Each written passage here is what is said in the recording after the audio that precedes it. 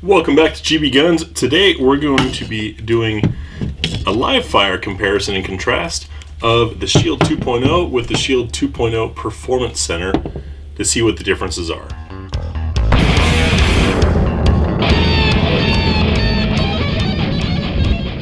So we took these out and both the Burgundy Bomber and I shot some groups with them and then gave our thoughts after shooting them side by side practically. Also, you'll see some slow motion footage comparing the two, and what I want you to look at is wrist movement and arm movement in firing these rapidly to see if there's a difference. Of course, the slide is going to cycle at about the same speed, but you'll see Burgundy Bomber torching them off, and then you'll see myself torching them off, and hopefully that helps you see if this porting is worth it to you or not. Today we're comparing the Shield 2.0 versus the Shield 2.0 Performance Center. First, I'm going to start off with the Shield 2.0 at the top right target.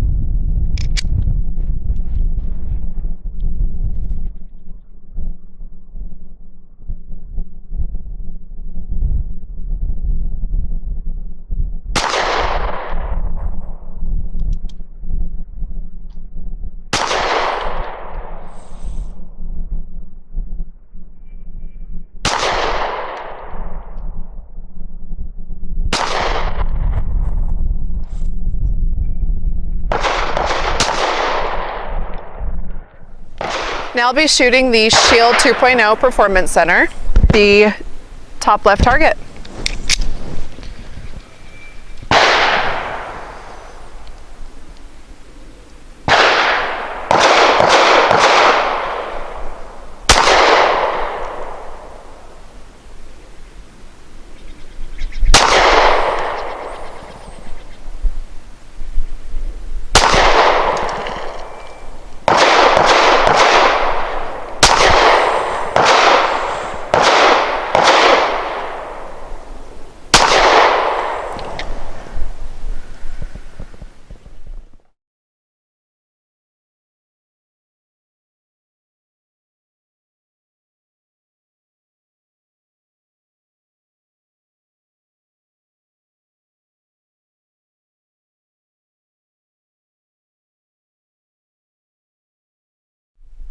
All right, first I want to start off by showing that the gun is safe.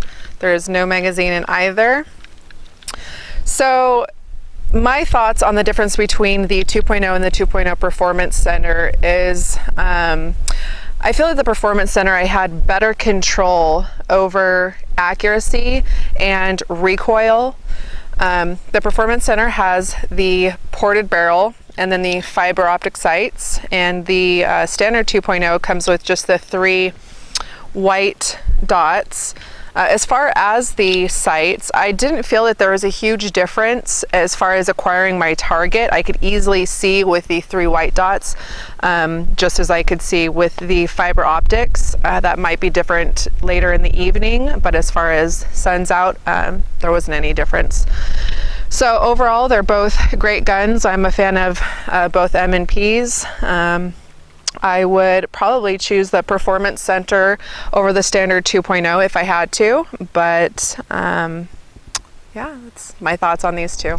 So now I'll be given 5 shots from, we're about 5 yards here, with the original Shield 2.0. Using just blazer brass bulk ammunition, I'll shoot at the right middle target.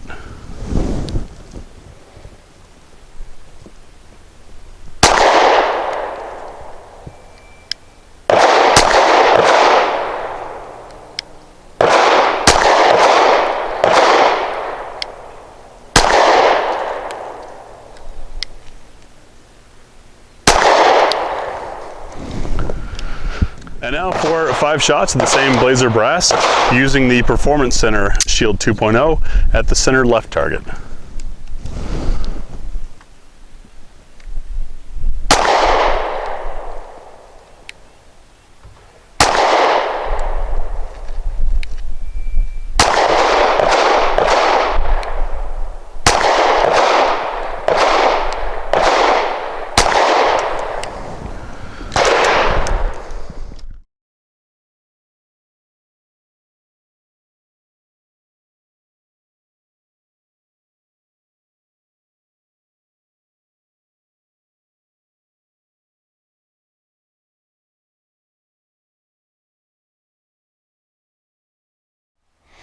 All right, so comparing the two of them, and the Shields are very, very popular. Not only do they have incredible sale prices for quite some time last year, but I mean, they're liked by a lot of people for a lot of different reasons.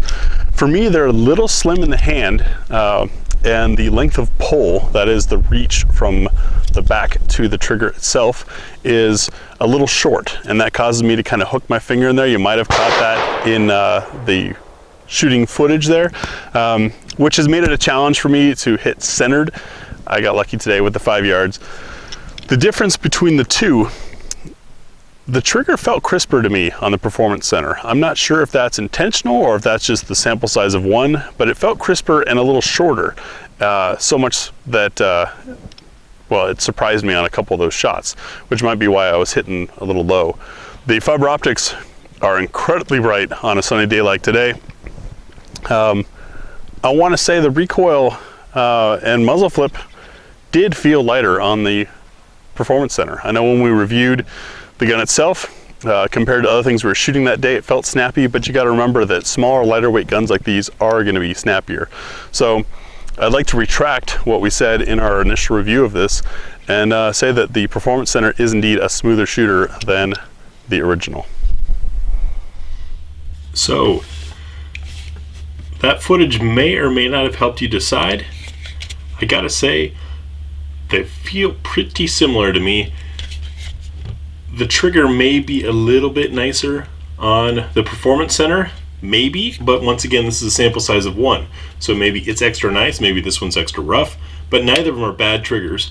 I think I'm more comfortable with the trigger on the Standard for defense. I did notice in the slow motion a little less wrist movement shooting the ported barrel. So even though the barrel is so tiny short, it was still enough to make a small difference. Of course, getting the fiber optic sights is a personal preference. If you like those over the 3-dot, or you could go with, of course, night sights. All kinds of options out there. My conclusion is you really can't go wrong with either one of these guns. Whether or not you want to pay the extra for a little bit of extra pizzazz is really up to you. Sorry this wasn't a definitive thing, but they're both good guns. Thanks for watching.